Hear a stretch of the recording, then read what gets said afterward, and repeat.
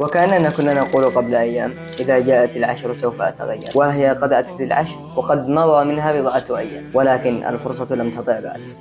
من فاتته البداية فليحسن الخاتمة، ومن قصر فليتدارك، ومن ظن أنه تأخر فليعلم أنها بالسباق ما زال مفتوحا. هذه الأيام هي الفرصة التي لا تعوض، وهي الثواني التي تحوي عوالم الرحمة، ولعظمها أقسم الله بها في كتابه فقال: والفجر وليال عشر.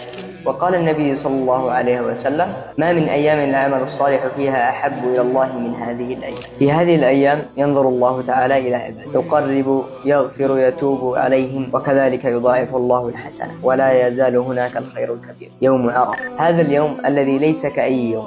في هذا اليوم تفتح أبواب السماء وتمتلئ الأرض بالملائكة. يقول النبي صلى الله عليه وسلم: ما من يوم أكثر من أن يعتق الله فيه رقابا من النار كيوم عرفة. صيام هذا اليوم يكفر ذنوب عامين، فلنحضر لهذا اليوم نياتنا وقلوبنا ولنستعد له كامل الاستعداد، فربنا كريم يعطي من أقبل عليه ولو في آخر لحظة. فلنستغل هذا اليوم لعله يسمع في حياتنا فرقا كبيرا. لنغتنم هذه الأيام وكأنها آخر ما نملك، فلا ندري هل سنبلغ العشر القادمة أم لا.